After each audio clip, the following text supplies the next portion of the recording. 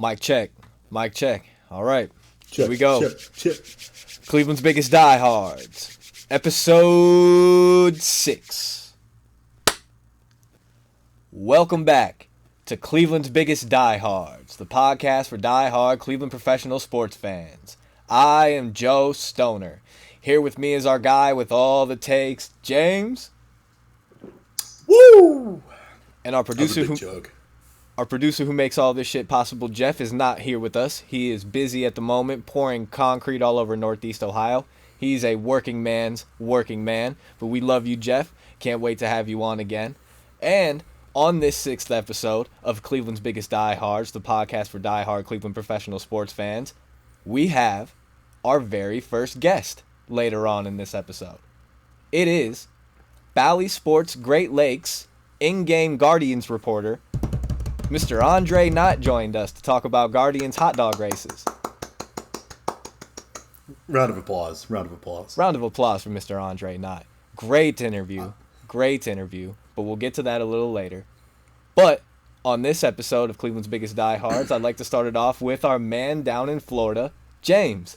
James, since the last time you joined us, you have now settled in to your new digs down in Florida. How's it treating you, brother? Man, so first things first. You see this right here? Buc-ee's? What is that? Okay, so first off, you see this beaver, right? Mm-hmm. So this is their mascot. I'll actually give you a better. This is the real logo, okay? Okay, I kind of like that. So it started in Texas back in 1982. It is a gas station with over 200 pumps, right? I just forgot to screen record. I hate you so much. I was gonna ask you.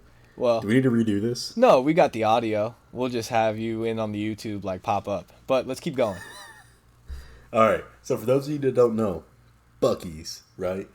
It is a gas station chain that started back in 1982 in Texas. And this gas station has over 200 pumps. 200 pumps? Yes, over 200 pumps. At one gas station? You couldn't find this many pumps in a Washington Commanders front office, okay? So, that's how many pumps are in this gas station. So, that's not even the end of it. You don't go there for the gas. You walk in, it's like a freaking Walmart. Oh, goodness. Dude, they sell t-shirts, they sell mints, they sell beer. They have the best brisket sandwiches. And you go in and they're like, fresh chopped brisket on the board. Yeah. It's a barbecue place. Brisket sandwiches at a gas station? Dog. They make brisket breakfast tacos. They have 27 feet of jerky. Jerky! What? It's insane. Bro, when you come down here, they have a home goods section where you can go and buy a fucking, like, cow skin rug. You can buy diamond earrings here. You can get delicious, and I'm talking delicious goods. Like, they got spicy pickled quail eggs. Oh, my goodness. And then what my favorite thing to do is I get, like, a Buc-ee's Yeti mug. $10, right? $10. Every time you go, you can refill it. 69 cents. What? And they have a 20-foot soda fountain wall. Oh, my goodness. And get this. The restroom, clean. Super clean. So is it safe to say that you are now officially a Southerner? Like, have you embraced the Southern life, even though it's been, 3 months?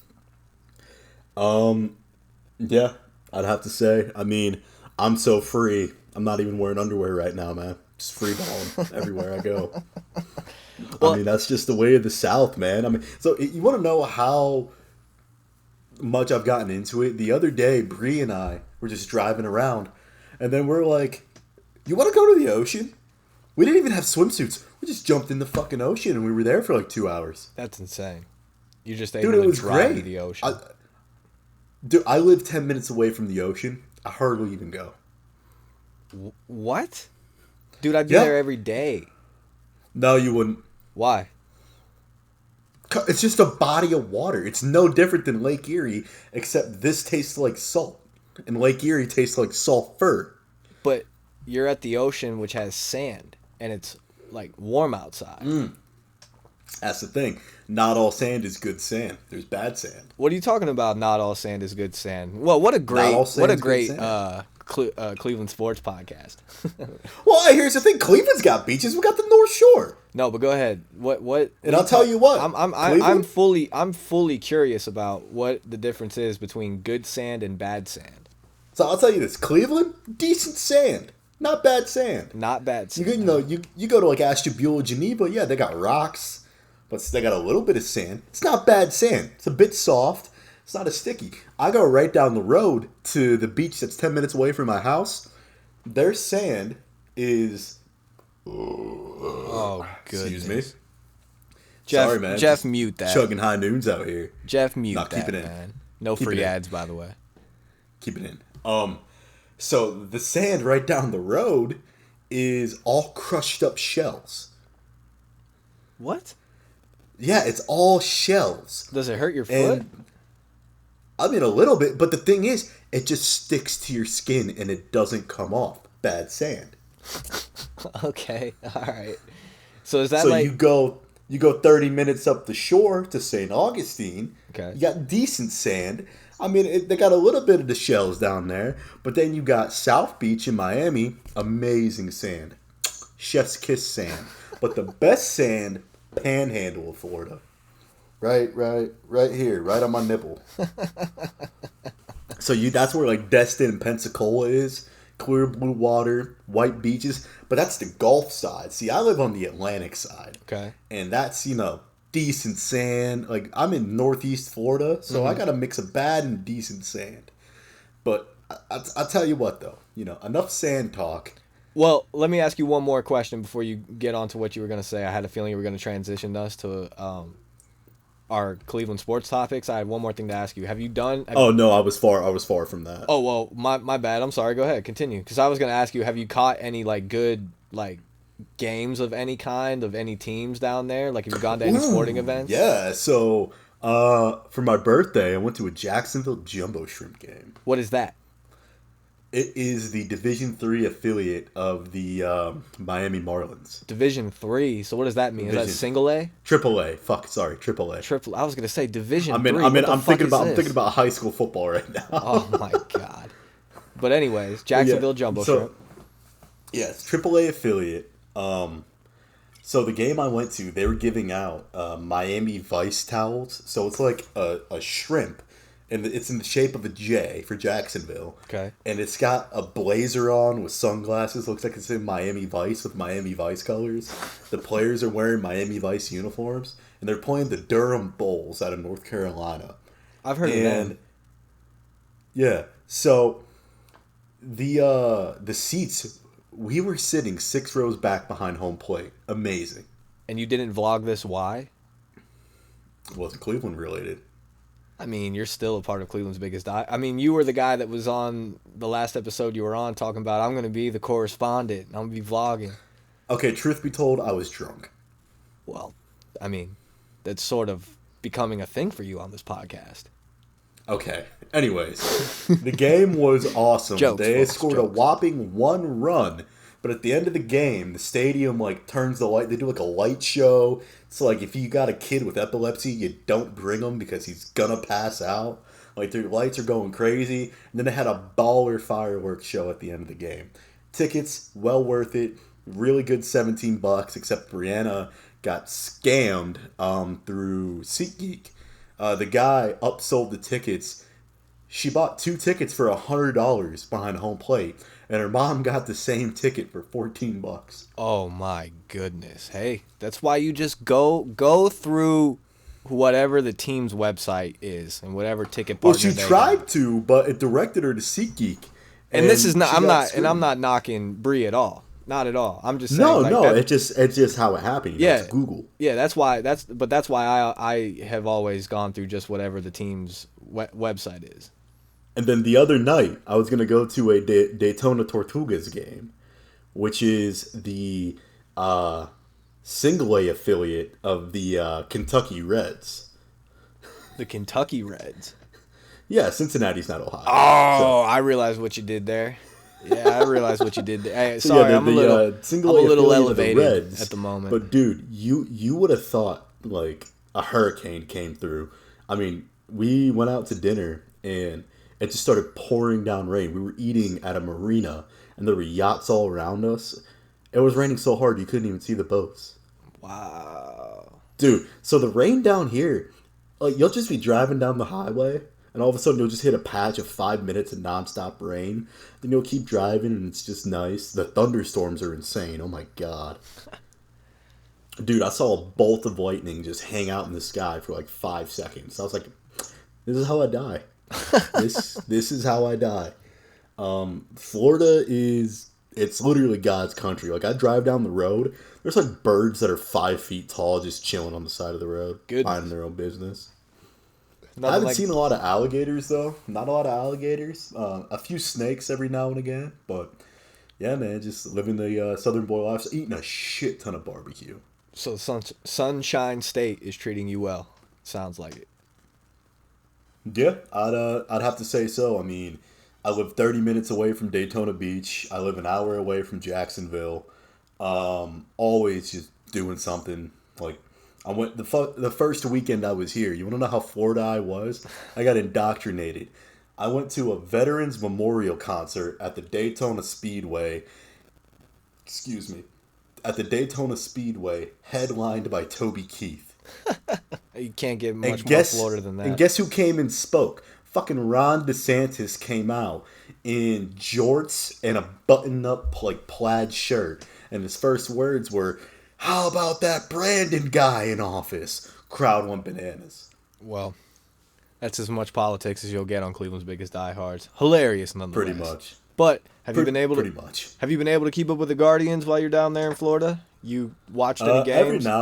Every now and again, it's hard to catch them on TV, but we have this really cool like VPN service where we get like every channel. So whenever I get the Guardians on TV, you know, I give them a watch. So what do you think about the team right now? Because last time we recorded, they were hot, they were rolling. Then they've gotten beat up recently, mostly by the Detroit Tigers last week, and they've got a 2-1 lead in this White Sox series. That tonight we got Aaron Savali on the hill facing Giolito. But what do you think about them mulling 500 before the All-Star break? Do you think it's a good thing? Do you think it's a bad thing? Like, especially with how young this team is, I think that they are way ahead of schedule and are exceeding most expectations because most of the experts had this team at the basement with the Royals. They had the White Sox and the Twins competing for the division, and they thought that the Tigers would be where the Guardians are at now. So are you hitting the panic mode button like some of these fans are, or are you just kind of like, hey, let the boys play baseball. Next year is going to be even better? So I have one question to ask you. Okay. Is Terry Francona still our manager? I saw a lot of Tito hate last night. The way he's managed this roster recently, there's a lot of questions, especially in the double headers. Like, I mean, I don't know why Owen Miller is playing first base. That's kind of weird to me. It's kind of weird to me as well because he's proven time and time again that he can't squeeze the glove whenever the ball's coming to him. But Josh Naylor's done the same thing. But Josh Naylor's a better first baseman on the roster we got now. He's also a lefty. I would rather Naylor play first base every night, but I love Josh Naylor's bat. Like, we can't get rid of Josh. Josh is a very good asset to this team. So, the reason I say that is Francona's only had one losing season in Cleveland. And it wasn't even his fault majorly. Yeah, and he didn't really have a lot of losing seasons in Boston. I think he's trying to figure out, with such a young lineup, where everyone's strengths are. You can't start writing a guy off because he's using a quote-unquote throwaway season as a time to experiment with his guys, a lot of young talent, and see where they fit best. I mean, I get it that he's making some weird decisions, but the team's above 500. Yeah. Well, they're 500 at the moment. At 500. I mean, we're like what, 2.5, 3 games back from first? Something like that. Yeah, not far. I mean, and we The Central beat is the also Twins. garbage though. The Central is horrible. Basically, as long as we're not losing games we're supposed to win, I don't see a reason for there to hit the panic button. I think these fans have gotten too spoiled with getting into the postseason and thinking that we're something we're not. We're the boys of summer. We are a team that we all know. If the Guardians are in first place in April, we're in the last place by September. No, yeah, you're absolutely right. If anybody knows their Cleveland baseball, they know that that's the case. I agree with you that Tito is definitely trying to see guys' strengths and weaknesses because this is a very young roster. We have a ton of young prospects who keep impressing. Most recently, Nolan Jones Oh my! He had a been on a beautiful tear. hit in the gap the other night. He's been on a tear. His very first major league at bat was a RBI double that turned into him going to third base on an outfield error in Kansas City, I believe it was. And the guy was is he still batting 500? That I don't know. I mean, I can look it up right now, but my setup's just so far. No, it's okay. It's okay. But just for these young Guardians that get called up have always impressed. Now, it's baseball. So you're not being consistent is super hard to do, especially in the major leagues. But look at Stephen Kwan. Stephen Kwan is a great example of Tito found where he's best, and that's in the leadoff spot. It took some time. It took Stephen Kwan to have a whole month slump almost back in, I think, May it was, where he wasn't hitting the ball well. But now here he is in the leadoff spot, and he's almost guaranteed a base hit to start the ball game. I would not hit the panic button on Terry Francona just yet. Like you stated, he's playing a lot of round robin. Well, and here's the thing. Right now, so there's it's called like the Florida Summer League or something. So the big thing in the MLB has always been the shift. Which Manfred hates the shift. Which is everyone hates the shift. It's being banned next season. There's no shift next year. Did you know that? Well, so here's what they're experimenting with. So what they're doing in this Florida league is behind second base into the outfield, they're putting a pie wedge in chalk out there, right? So that wedge means that there must be 2 players on one side of second and 2 players on the other side of second, and no one can go in this like neutral zone, pretty much. So what's the field gonna look like? Well, it's just gonna be chalked on the field. That's gonna be weird. So they were, they were talking but the thing about is, this. They're doing that only pre-pitch. Like obviously after the pitch you can go in it, but they're trying to ban like putting the shortstop at second, pretty much, or putting 4 outfielders. Yeah, like it. I personally think that the easiest way to get rid of the shift would have just been to lay down bunts. I don't know why managers and all these analysts are, oh, that'll never work. Just lay a bunt down. That's the easiest way to get around it. But for some reason, there's some stat head out there that's going to tell me why. Like, no one does that. And I don't know why, but the shift, to me, I think is, like, you're playing to the hitter's strengths of where they're going to hit it. And I get that. And I understand that. But with the death of baseball and there being less offense is also being countered by the team in New York in the American League that we will not name scoring a shit ton of runs. So they're kind of putting that theory to bed, except when you look at it's like their bat on balls in play percentage.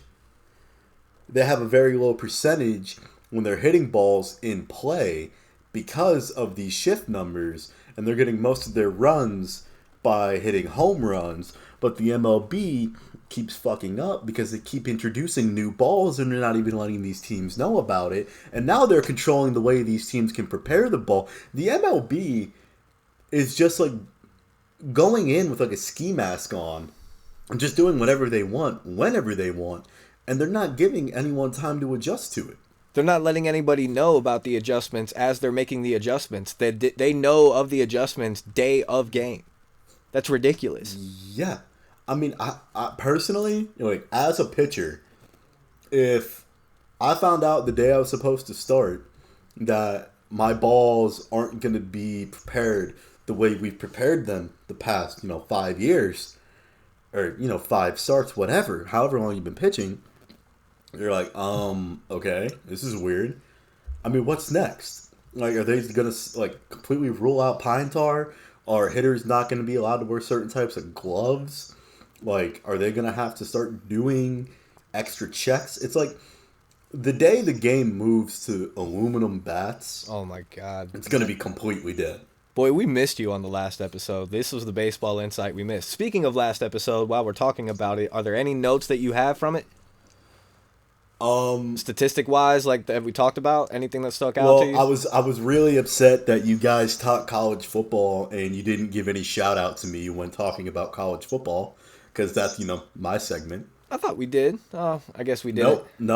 No, you just brought it up and you didn't even say, yeah, I wish James was here to tell us more about it, but, I only just realigned the entire NFL. It's not like I don't know anything about conference realignment or anything.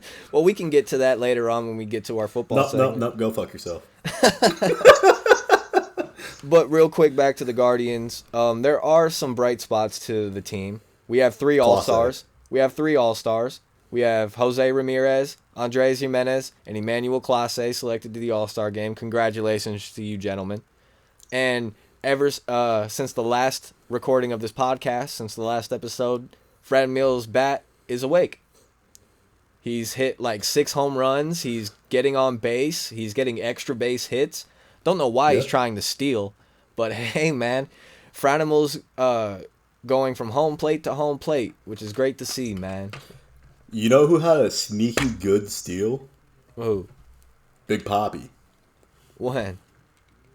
Back when he was playing, bro, he would always get the second. You said sneak. Oh, you're talking about the way that he would just steal? I thought you were talking about one steal of second in particular. No, like Big Papi just always found his way to like steal a base every now and again.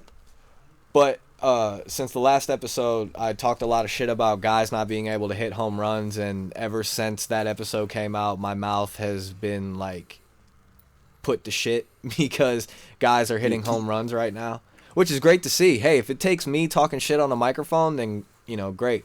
I'm not going to talk about a certain player that was talking shit to fans in the middle of the doubleheader.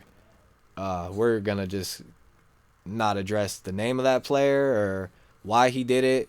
Who knows?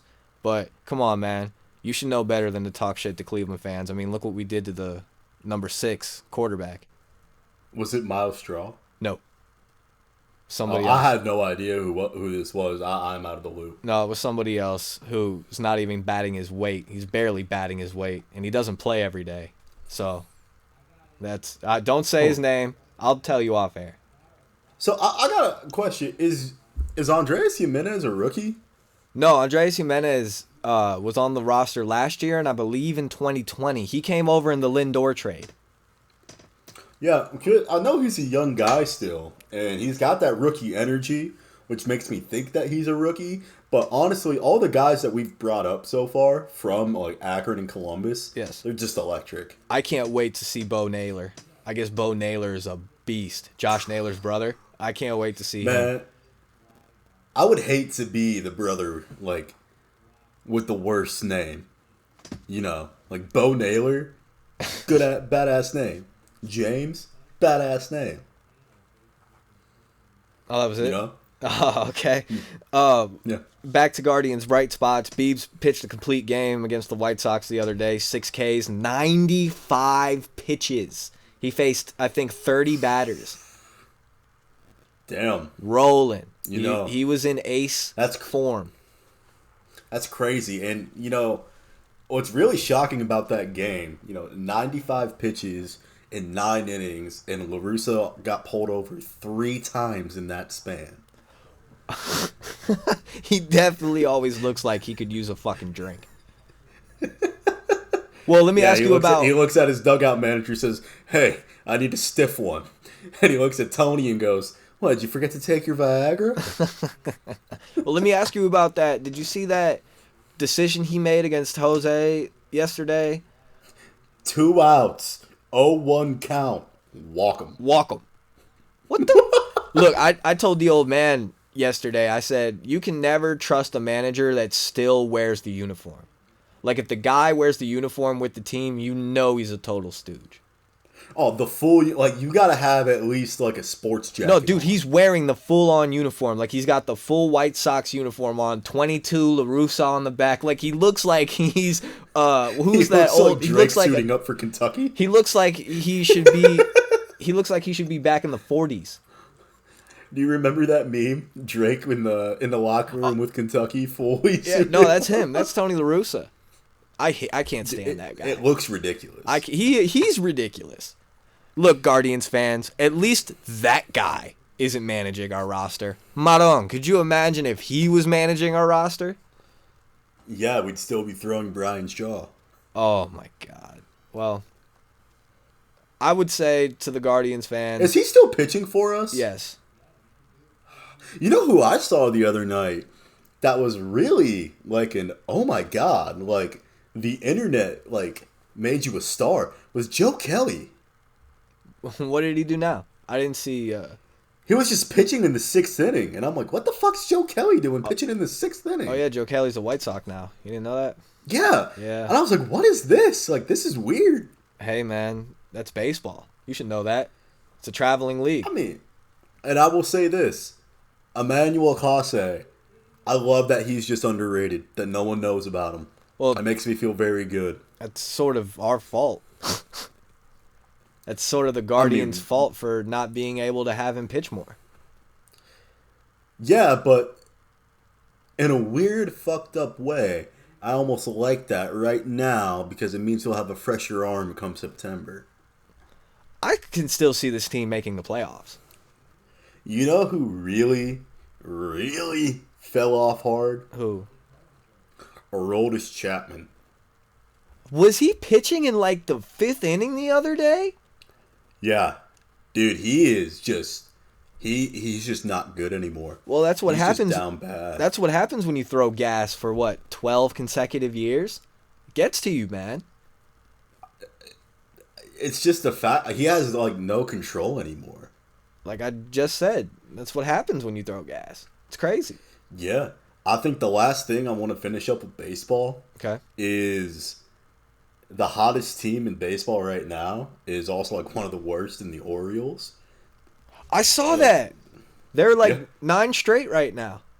Yeah, I swear to God, if they come for our win streak record, I'm gonna be pissed. Oh, I'll be pissed too. No, that's Cleveland forever. That's the only reason I bring them up is because if they reach 21 games, I will fly to wherever their next game is at and just Tanya Harding everybody on the team.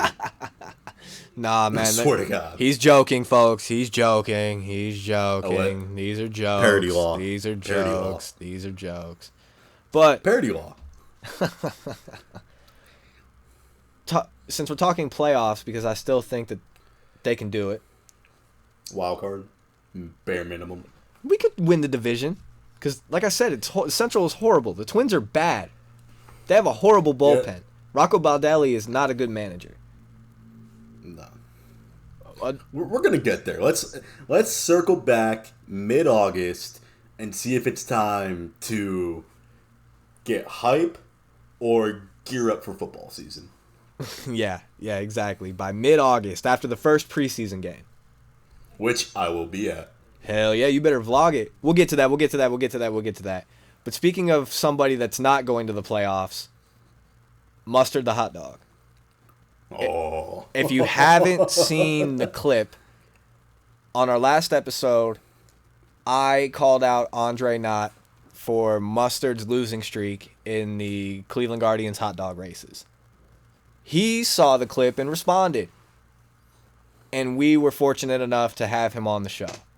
So, James, I think this is the perfect time to have the folks take a quick beer break to grab something refreshing as we now go to our very first guest on Cleveland's Biggest Diehards, Bally Sports Great Lakes in-game Guardians reporter, Andre Knott. Welcome to the beer break. Here we are at a golf course, met a golf outing. Once again, forgot to record one for the episode, but what better way to do a beer break than with one on fucking tap? Here we go. Get ready for the very first guest of Cleveland's Biggest Diehards, and go grab something cold to drink. Let's get it.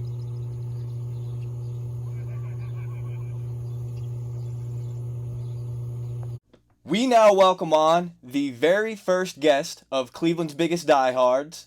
It is Bally Sports Great Lakes Guardians in-game reporter, Mr. Andre Knott. Andre, thank you so much for joining us and being the very first guest on this podcast, and I'm just going to get right to it. Have you always been a ketchup guy? Has ketchup always been your favorite condiment? Joe, I like winners, baby, and since I'm the first guest, I'm going to play this right. I like people that win and that do it the right way. Say what you will about Ketchup and some of his antics, but he is a man or a woman of a hot dog that understands what the basis of racing and winning is. When racing, you go out to win every single race. Also, the best dancer out of all the hot dogs. Also, usually takes care of onions first, way better than that other thing that they put out there. And it's an original classic that you condiment that you put upon a hot dog. Ketchup is it's like peanut butter and jelly, baby. That's how you start when you deal with hot dogs. Well, did you actually know that ketchup was the first cheater in the hot dog race when the hot dog races started in late 2007? Ketchup started. Joe, that was a winner. You mean? I replaced that word you talk about as a winner. See, the yellow one cheats and loses. That makes him a complete loser. Well, I wouldn't say that. I would say that Ketchup doing what he does, and sometimes Slider entering the equation. And that's another thing I want to ask you. Have you paid off Slider? Have you given Slider any payments for his antics that he's done during the hot dog races? I'm a religious man. I went to a Catholic high school. I also give money to all the local charities that I can. I do not believe in putting my money towards any tours or shenanigans of any sort or way. If you have any more questions about what I do with my finances at Progressive Field, and when it comes to hot dogs, hot dog races, you must talk to my lawyer. All right, so then I won't ask you if you're fixing the hot dog races because it sort of sounds like we got that answer. So I plead the fifth. So does this rivalry with Mustard the hot dog stem from your personal love for ketchup, or does it stem from your personal hatred of Mustard the hot dog himself or herself? Oh, Andre Knott is a lover, baby. I love all and everything because I'm losing yellow hot dogs. This just comes from it's just a pure. I got no hate in my heart, Joe. You got to understand that. I'm all about loving winners and loving good, plain, old, classic hot dogs. Yellow things scare me. So would it be safe to say that it brings you personal joy to look up in the stands after Mustard has lost every race this season and to see the looks of anger and sadness on the faces of all the Mustard fans? Do you get some joy out of that? I like those yellow tears to just drop right in my mouth and I taste them. I don't see hurt in kids' eyes. I see opportunity for them to come over to a winning side, to the red side. It's the best side. We lost you for a second, but we ended up hearing what you've been saying so far this whole interview, which is the ketchup side is your side. It's the best side in your opinion. So yeah, best side. West side, west side, red side. So what do you think it is about the hot dog races that makes Guardians fans like you and I enjoy them as much as we do? Like, why do you think there's as big of a following that it's gotten over the years? I think, in all honesty, and me, taking off the jokes aside, they're an entertaining bunch. Obviously, you have Slider that does his part, but I just think that as a group, they do a great job from the moment you walk into the ballpark until the moment you leave of entertaining you, but not annoying you. I know when I go to enough parks and some they annoy you. Absolutely. The races are legitimately, especially this year, the races are legitimately, interesting and fun to watch and competitive. And the best competition I've ever seen has happened this year in 2022, where that yellow thing just can't get out of his own way or find the line. I will agree with you that even though my favorite guy, Mustard, hasn't won a race yet, they have been super entertaining. So, all bias aside, what do you think Mustard needs to do to get that first win this season? Become Stadium Mustard and get a little bit browner. That's Cleveland, baby. And he'll speed him up too, man. The yellow's slow, man. You ever seen no yellow cars don't ever win nothing? And tell me something yellow that's ever won something, Joe, that makes you feel good about yourself. The man's got the wrong color. You are in Cleveland, Ohio. Stadium mustard, baby. I'll petition. They get stadium mustard, I'll change my allegiance. Hey, that's a big statement from you, Mr. Knott. Big statement from you. Maybe they might have to think about it. Maybe put a little Bertman's logo on the side, right? There you go. I mean, when I eat a hot dog, see, nobody's ever asked this question. And maybe you just hit and nipped it in the bud. Yeah. I don't have anything against putting ketchup on my hot dog or even on my kielbasa. It just has to be stadium mustard. We're in a stadium, my friend. This is not where you put that yellow stinky stuff. I want the brown sticky icky mustard. Come on, baby. Man, I think we've uncovered something from you, Mr. Knott. That's something I'd like to hear from you. That you are a lover, that you love all condiments, but you are a lover more of the winners. So, yes. My last question for you, sir, and I thank you so much for taking time out of your day to speak to us and being our very first guest. Million thank yous to you. Don't lie. @DidMustardWin on Twitter is you. That's your burner account. No, I'm not Kevin Durant. I can barely keep up with my real account. And I don't need to know if he won or not. I'm there laughing every night when he does it. Oh, wait. One last question for you. I would be remiss if I didn't ask this. When you assaulted Mustard with a baseball bat a few years ago, where would you rank that in top moments of your life? I think you need to reach out to my lawyer.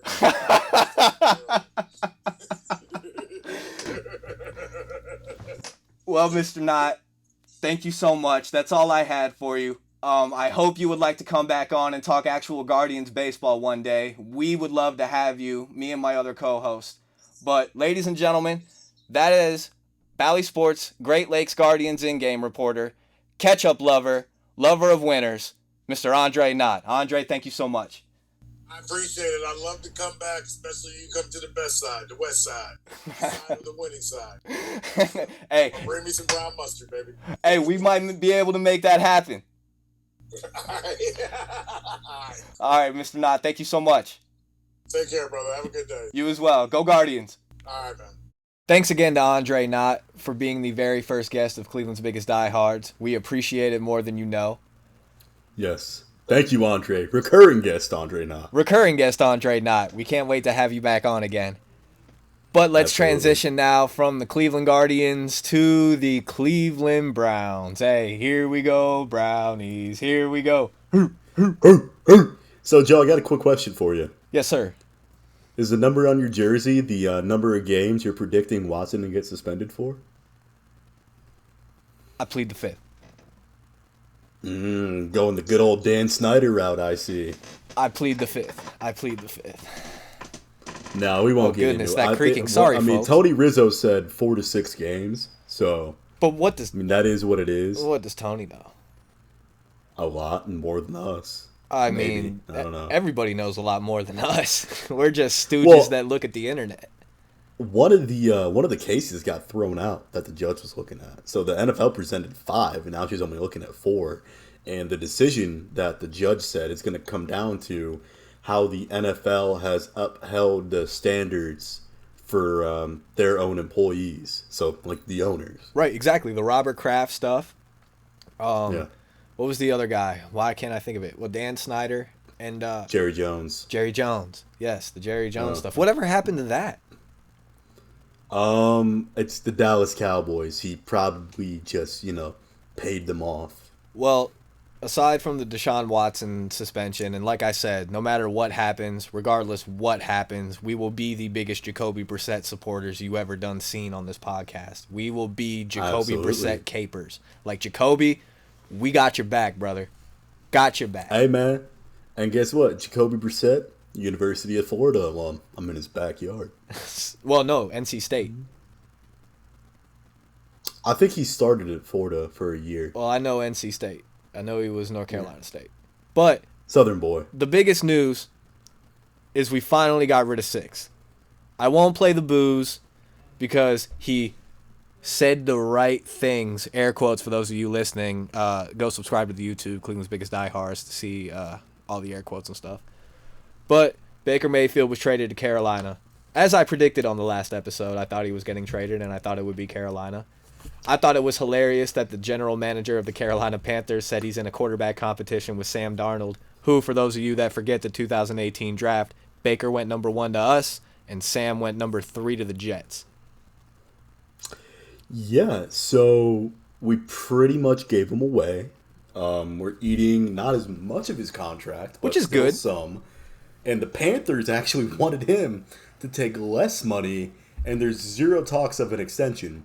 So he's once again sitting in the limbo in his NFL career, all because for some reason, just by getting on a Hulu commercial and a Progressive commercial, he was able to PR his way to seeming like a good quarterback because you always saw his face. It was like, you don't remember Brett Favre sent dick pics because he's in every Wrangler jeans commercial. But I remember that. But what I'm saying is Baker Mayfield has like faked his way to becoming this pseudo-celebrity in the NFL to where, like, do we just forget 2019 happened when he was fully healthy? I never thought about that. I never thought about him PRing his way into making the media and, like, casual fans think he's a good quarterback. I never thought about that. That's what I'm saying. That's a very good point you just brought up. Hit the nail on the head there, James. So here's the thing. Did you ever see Josh Rosen in a commercial? Josh Rosen didn't last long enough to ever sniff a commercial. But wasn't he was a top 10 pick that year? Well, did you remember what he said after he got picked by the Cardinals? He pretty much shit on the Arizona Cardinals after he got drafted. Like, he had no chance. Bad example. Josh Allen would be a better example. I don't see Josh Allen on any commercials. Well, Josh Allen, okay, but the difference is he has a section of the city of Buffalo named after him. Does he really? I didn't know that. It's called Allentown. Oh, I guess I did kind of know that. Yeah. So Baker Mayfield did everything that Johnny Manziel did not. Baker wasn't doing coke in public. He wasn't gambling in public. He wasn't going on these expensive vacations flashing money in his ear in public. He was making coffee at Progressive Stadium, at First Energy, you know, giving out popcorn. And, well, now Jedrick Wills got to take over that lease. I feel bad for the Rook. What? Jedrick Wills has to take over that lease at First Energy because Baker Mayfield broke his contract. Oh, yeah, that's right. Hey, Jedrick, maybe we can work something out, man. Well, First Energy is under a giant lawsuit, so maybe he can get out. Weren't they... We talked about this on the last episode. Two things from the last episode. Weren't they going to change the name of the stadium because of the First Energy stuff? And what do you think of the talks of the Dome? New stadium. So, yes, I think they're still planning on changing the name of it. That's what I thought. Just like any civil service project, it'll take about 20 years. And the Dome, I love it. It makes the most sense to me. I mean, Detroit has a dome, Minnesota has a dome, Indianapolis has a dome. I mean, Fargo, North Dakota with the Bison, they have a dome. Like, I get you want to play outside, and I get it's the NFL, and I get you want to have the elements because, you know, that makes the game fun. But do you really want to go, if you're a season ticket holder, spend, $5,000 to see a game like what happened last year with New England and Buffalo, where New England throws the ball 3 times and wins the game? Right. Yeah, no, I agree. Like, do you want to see that, or do you want to see teams perform? Like, I sound like Kurt Warner right now. Like, you want to see teams perform at their best, and I understand that maybe you can just open the dome up, or maybe you just don't turn the heat on, like keep it cold inside. And another thing we got to realize is this is the best grass we've ever seen at Cleveland Browns Stadium, and I don't know, ever. I agree. I that think field is pristine. I'm gonna stick to what I said in the last episode. I believe that the team has to perform well and go to a Super Bowl in order to get the city of Cleveland and the fans on board of building a new stadium, because it's going to be paid for with taxpayer money.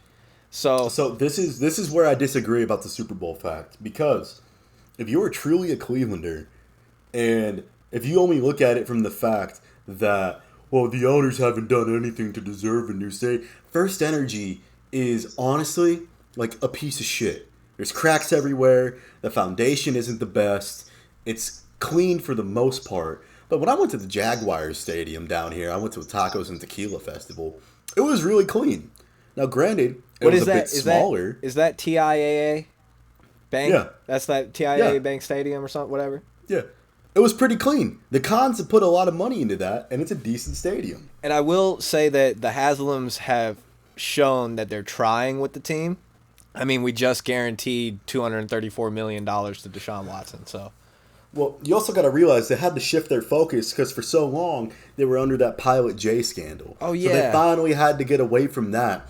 So now and D Haslam, I think, does more of the football operations than Jimmy. I think Jimmy still does the trucking side of their family business. So D Haslam is focusing more on the football operations. And what you really need to look at, within the past 4 years, I mean, yearly we have the Hall of Fame inauguration in Canton. But Canton sunk a lot of money into building itself up. And that's bringing in a lot more revenue. Mm-hmm. Because they have the sports dome now. They have all the fields. They're building a casino. They got the downtown looking better. They're putting a lot more money into that, which is guaranteeing Cleveland a lot more tourism.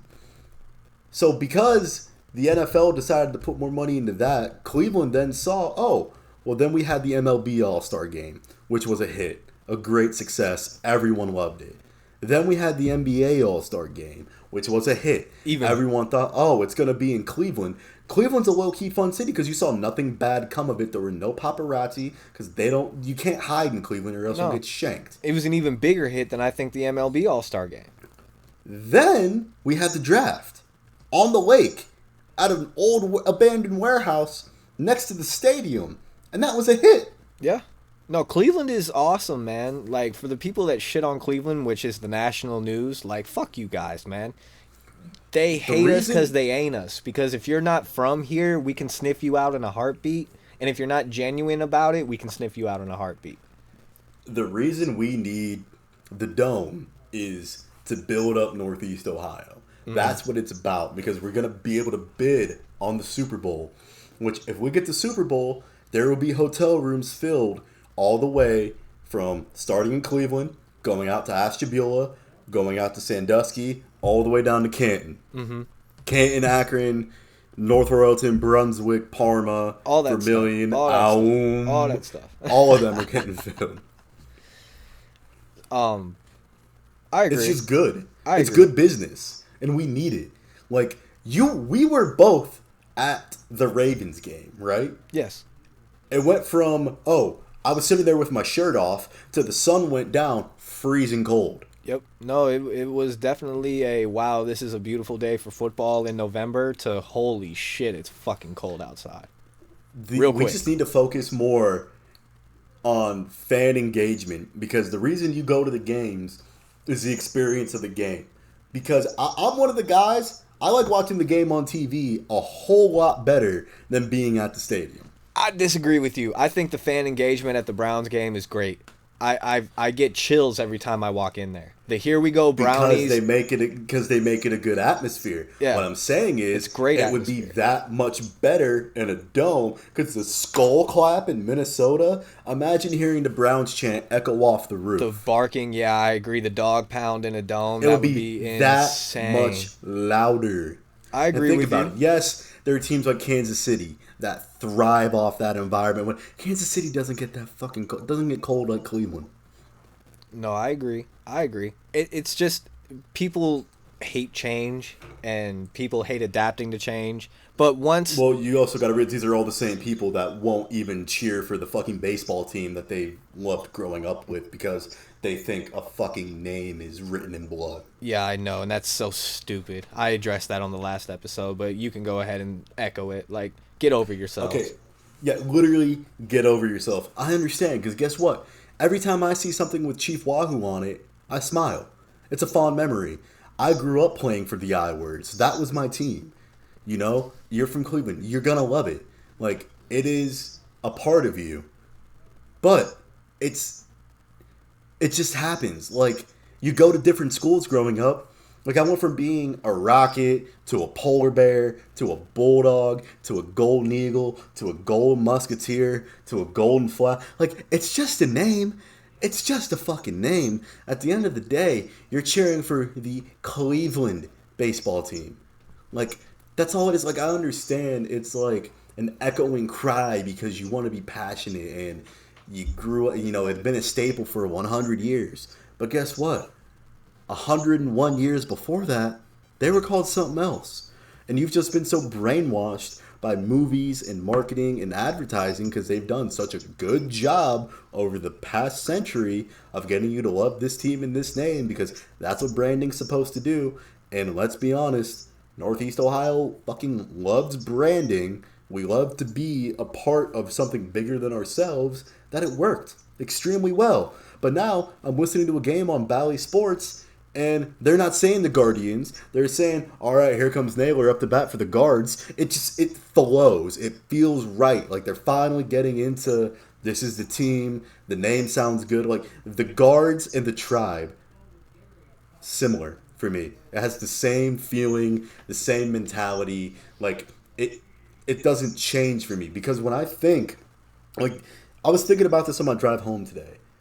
To me, there is nothing in this world, because I've been to multiple ballparks and multiple stadiums, than Progressive Field in the middle of the summer on, say, like a Friday night or even a Thursday night.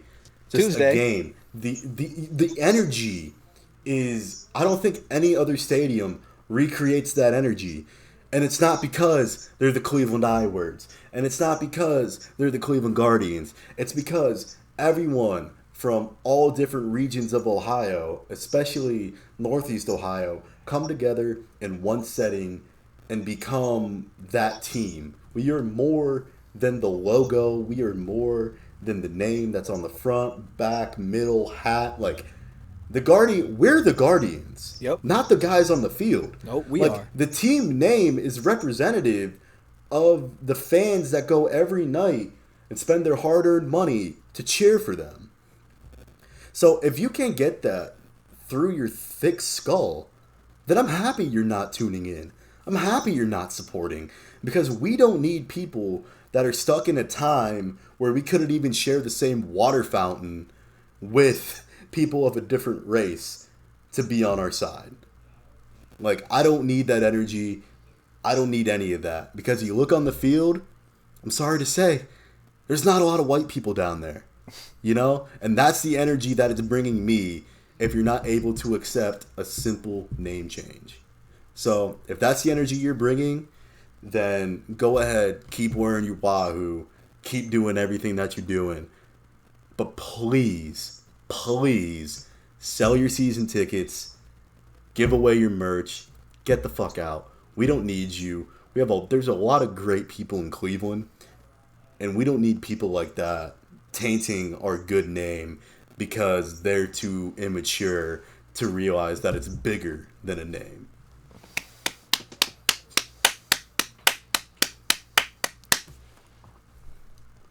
You went off. It just bothers me. It just really gets under my skin. I mean, hey, look, it's the same people that look at the Cleveland Browns and call them racist. I don't get that, but and here's the thing: the greatest Cleveland Brown of all time, his last name was fucking Brown. Well, fitting. You went off. I got nothing more to say about that. Like that, everybody's got to have their take, man, and that's what makes this podcast so great. Is because this is fans. This is by fans for fans. You know what I'm saying? Like, we don't want the media to speak for us. And James's rant was a perfect example of how a lot of fans feel. Like, a lot of us have, like, gone forward. The name... There are too many times that I have a Guardian schedule hanging up in my office. And people will come by, and they're Braves fans, because down here we're so close to Georgia. Mm-hmm. And they look at it, they're like, ugh, what do you think of that name change? And I'll say, I love it. Yeah, I do too. I say I love it every time. I say I think it's great. I love the colors. They kept the colors. I love the logos. I love the lettering. Everything is great. The rebrand is awesome, and the young players make it even that much more enjoyable. So there are two sides to every coin, and this is what I'm gonna say. If the Native American nation in Northeast Ohio didn't approve of the name and didn't approve of the likeness, then we have the duty to change it. If what's going on down here, like at Florida State, the Seminole Nation approves that Florida State use that name and that likeness. Like they are okay with that. They have signed off on it. They don't need to change it because they're representing the Seminole Nation in a good way. I don't know about the Braves. I don't know about the Chiefs. I don't know about the Blackhawks. I would say the Blackhawks, in my personal opinion, they didn't have a representation like we did with Chief Wahoo. They didn't have a cartoonish idol. They just have a figurehead with a headdress. So, I mean, the biggest thing was, and if you look through the years, I mean, come on. Well, I'll just say that we're at a point now where I get it doesn't really matter. Like, the stands are still filled. People are loving it. They're buying the merch. Like, you haven't been to a game. That's super important. You haven't been to a game in a while because you moved to Florida. There's a lot more Guardians merch in the stands since the last time you went on the Mother's Day game. Like, I was everywhere. at a mall in Daytona, and I saw a family on vacation. Father was wearing a Browns shirt. Mother was wearing a Cavs shirt. Son was wearing a Guards hat and a Browns shirt. And it warmed my heart. No, it's great, man. Like, it's like, you just gotta adapt, man. And like you said, if you can't get over it, then get over yourself and get the fuck off the wagon. Because we don't need you. We don't need negative energy. We don't need you sitting in the stands talking shit about the team while you're wearing the team's colors still. Like, you're literally the definition of a hypocrite. And it's those people that piss me off. Like, then quit fucking watching. Quit going to the game. If all you're going to do is bitch about it, we don't fucking need you. But we're going to leave that because we're talking about the Cleveland Browns. But good job on that tangent. That's why this podcast is great. We've done a lot of good tangents, and we were only in our 6th episode. You know what I'll say? Let's circle back to the Browns. I'm so happy Stump is back. Oh, yes, Stump Mitchell, welcome back. We can't wait to see you back on the sidelines.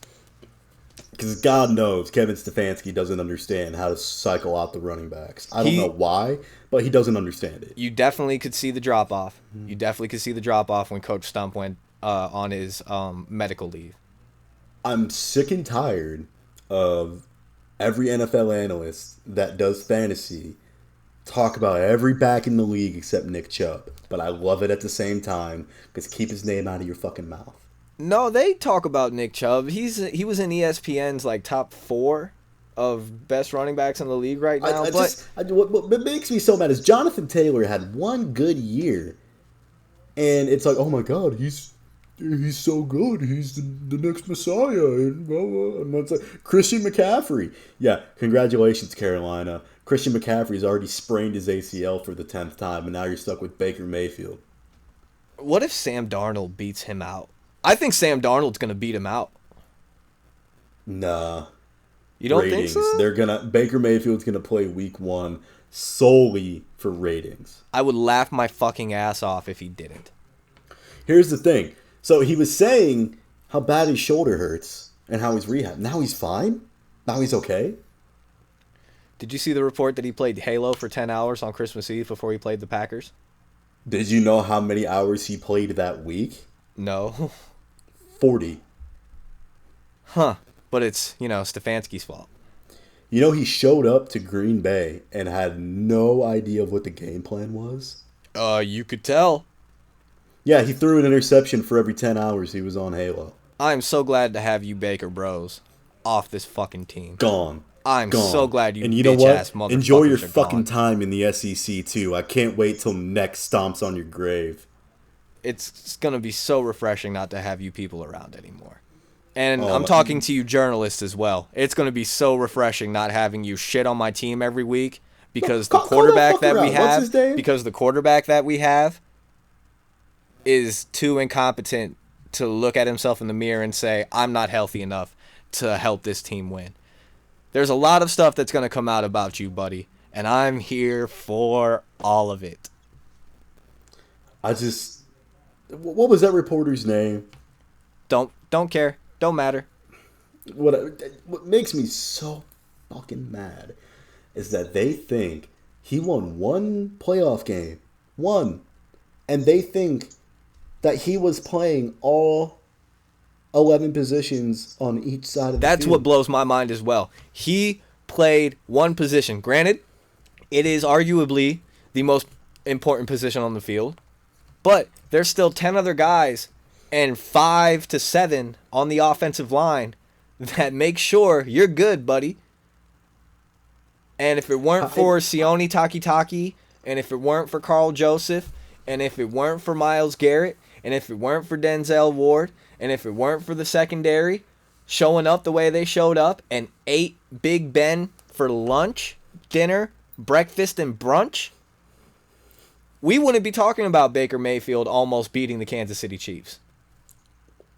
What makes me upset is I saw a highlight video, and it was like, I can't wait for this connection, and it was Baker to Hollywood. And all I could think to myself is, yeah, just wait until he gets disciplined for, sitting out at practice and doesn't play for 4 games. I can't wait for this connection. He had it. That's been a connection. Browns fans knew about that years ago. I was confused why it wasn't a connection. I was confused why they weren't using Hollywood more in Cleveland. But I can tell you why. He was an issue at practice. He would get disciplined. Training camp's right around the corner. I'm glad Baker's gone, so now we can go towards more about talking about football. There's one more domino that needs to fall, and we talked about it earlier with Deshaun Watson either getting suspended, not getting suspended. I don't care. I don't know what's going on. I wasn't in the rooms when the massage was happening. I'm not in the courtroom. I don't know. I don't care. I'm a football fan. I'm a sports stooge. I just want to see my team on the field playing football. Don't give a fuck who's playing quarterback, running back, guard, tackle, safety, DN, nose tackle, linebacker, safety, fucking cornerback. Don't care. Just want to see the Browns play football. This jersey has a 0 on it for a reason, and it says Stoner on the back because I love this team. Don't give a fuck. You can tell me that I'm a dumbass all you want, but that's why I host Cleveland's Biggest Diehards, and you fucking don't. As first reported by Cleveland's Biggest Diehards, Deshaun Watson will either get from 0 to indefinite games suspended. So anywhere in between there, that's what's going to happen. Great prediction, brother. Great prediction. First reported. Breaking news. But I think that's a good place to stop, man, for episode 6 in the middle of summer where there's really nothing to talk about. The All-Star break's coming up. I saw one thing. Cavaliers. Oh, okay. By the way, while we're talking Cavs, I don't think Darius Garland signed his extension, so shout out Darius Garland. Welcome to Cleveland for years to come. We can't wait to see you ball out at Rocket Mortgage Fieldhouse for 5 more years, and you're gonna get that 200-some million when you make an All-NBA team. Can't wait to have you, brother. That boy is getting freaking paid. And let's re-sign Collin Sexton. We haven't re-signed Collin Sexton at the time we recorded this podcast. That's what I'm getting. So they're talking about a sign-and trade with Mike Conley and Collin Sexton. I don't know. I'd rather have Sexton. I'd rather have Sexton too. Yeah, no, don't do that, Kobe Altman. See out there. Let's get Myles Garrett suited up because, man, I can't wait to see the new uniforms. This Summer League uniform stuff has got me like, drop the fucking uniform already because I will give you $200. Oh, and by the way, Mr. Knott, you know what's been yellow and made me pure joy? Gold Cavalier jerseys. Oh, yeah. There you go, Andre. Gold Cavalier jerseys. Yes, sir. Oh, yeah. Like back in 2008 when LeBron was wearing the bright yellows with the red script. Yeah. Yeah, pure happiness. Sort of like mustard on ketchup, or ketchup on mustard, right? Mustard on a hot dog. Hot dogs are already red. Well, you haven't heard the Andre Knott interview yet. We'd rather have a stadium mustard Cleveland Cavaliers uniform. Hey, man, the Charge can do that. They can have a Bertram's mustard night. This has been a great episode. Like I said, for the middle of summer and not much going on. We probably won't record again until training camp has started because the All-Star break is next week, so there won't really be much to talk about.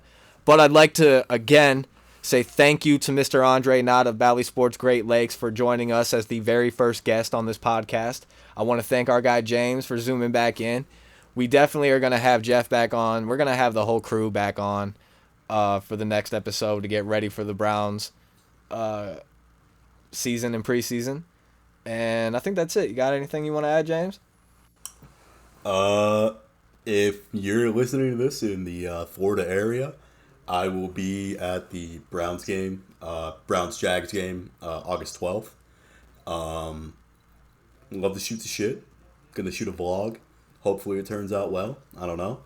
I don't know, man. Just excited that it is less than 50 days till football season. I am excited that baseball is going to be exciting in a few months once September rolls around. I'm excited that we can look forward to whatever the Cavaliers are doing, because every Cleveland sports team is just on a roll right now, whether it be, schedule-wise, or if they're winning games, or if they just have good energy. And, LeBron to Cleveland 2023. Let's make it happen. We'll end with that. This has been Cleveland's Biggest Diehards, the podcast for diehard Cleveland professional sports fans. Go Mustard. Go Mustard.